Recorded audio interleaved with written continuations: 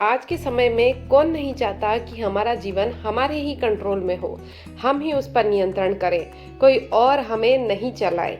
और ऐसा हम कर ही नहीं पाते हैं। कभी दूसरों के लिए कुछ ना कुछ करते रह जाते हैं या फिर किन्हीं कामों में इस तरीके से उलझ कर रह जाते हैं कि जो हम चाहते हैं वो तो हम कर ही नहीं पाते।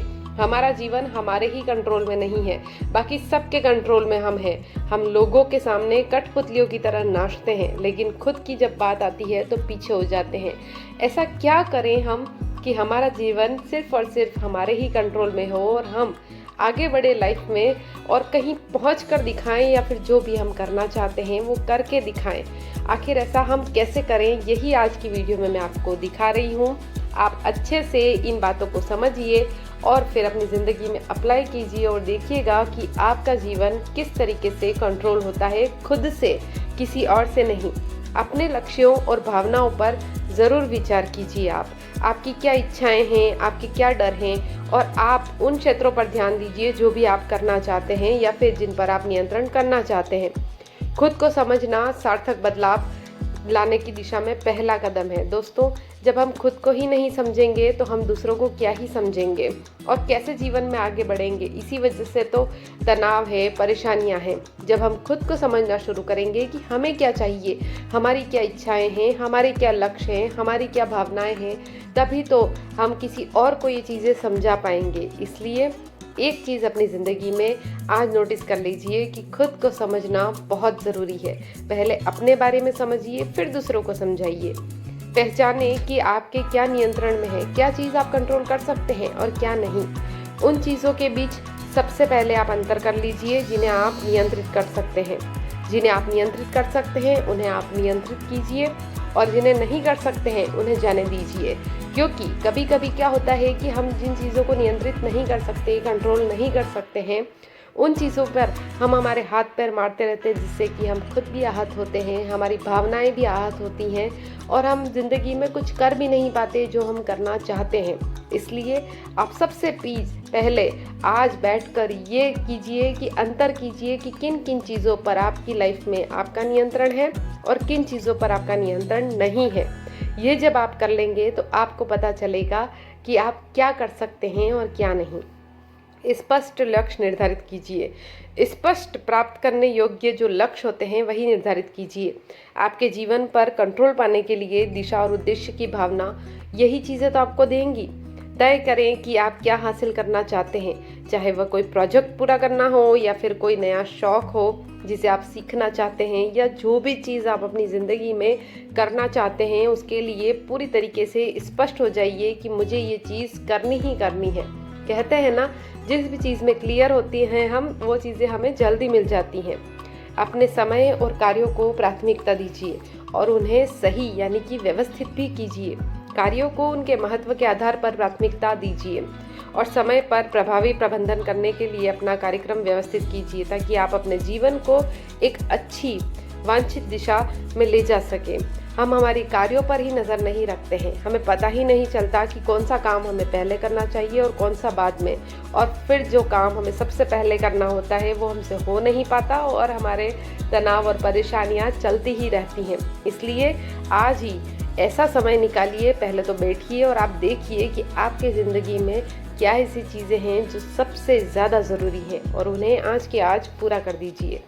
लचीलापन विकसित कीजिए। दोस्तों, लचीलापन आपको प्रतिकूल ऐसी परिस्थितियाँ जो आपने सोची भी नहीं हो उनसे उबरने में मदद करेगा।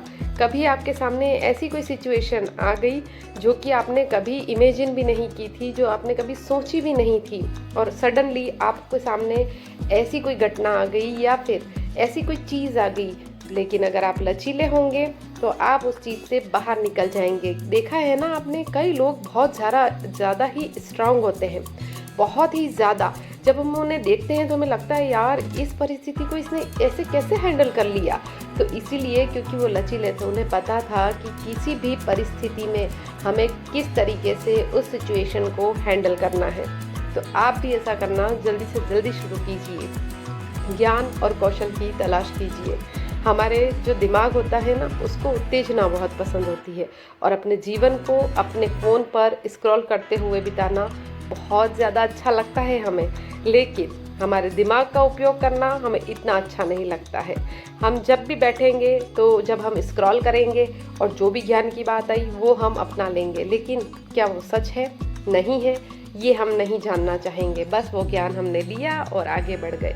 इसलिए ऐसा मत कीजिए। कोई भी ज्ञान, कोई भी कौशल, कोई भी स्किल आपको मिल रही है तो उसे अच्छे से सीखिए, पूरी तरीके से सीखिए। सिर्फ फ़ोन के उपयोग से ये मत कह दीजिएगा कि मुझे ये भी आता है, वो भी आता है। आपने कई सारे वीडियोस कुकिंग वाले भी देखे होंगे ना, यूट्यूब पर या कहीं पर भी, तो आपने देखा होगा कि जैसा वो बनाते हैं वैसा का वैसा हमसे नहीं हो पाता है। क्यों? क्योंकि उनमें स्किल्स है उन लोगों में। वो लोग इन चीज़ों को करके दिखाते हैं उनकी स्किल के द्वारा, उनके ज्ञान के द्वारा, लेकिन हम सिर्फ उन्हें देख देख कर बनाते हैं। एज इट इज़ हम नहीं बना पाते हैं। इसलिए मैं आपको कहती हूँ कि अगर आपको कोई भी नॉलेज चाहिए, कोई भी स्किल सीखनी है तो बुक्स का सहारा लीजिए, किसी ऐसे व्यक्ति का सहारा लीजिए जिन्हें ये चीज़ें आती हों, जो कि निपुण हों इस काम में। उन्हीं के पास में जाइए और वहीं से ज्ञान और कौशल सीखिए। सक्रिय रहिए। नियमित हर रोज़ शारीरिक गतिविधि आपके मानसिक स्वास्थ्य, आपकी एनर्जी लेवल और आपके पूरे विकास के लिए बहुत ही ज़्यादा ज़रूरी है, जिससे आपको अपने जीवन पर अधिक नियंत्रण रखने में मदद मिलती है। जितना हो सके अपने शरीर को हिलाइए, चाहे तो डांस कीजिए, चाहे तो टहलिए, चाहे तो खेलिए। खेल खेलना तो जैसे हमने छोड़ ही दिया है। ऐसा कुछ कीजिए जिससे कि आपका शरीर हिले अच्छी तरीके से, ताकि आपको बहुत ही अच्छा महसूस हो। करके ज़रूर देखिएगा। मेरी गारंटी है कि जब आप कोई खेल खेलेंगे या कोई डांस करेंगे या फिर कहीं टहलने जाएंगे तो आपको बहुत ही अच्छा फील होगा। अपने दैनिक जीवन में एक सहायता प्रणाली का निर्माण ज़रूर कीजिए। दोस्तों, परिवार या सलाहकारों का एक समर्थन हमेशा आपके पास में होना चाहिए। आपके परिवार में कोई ऐसे सदस्य हों जिनसे आप राय ले सकें, आपके दोस्तों में ऐसे कोई हों दोस्त जिनसे आप राय ले सकें।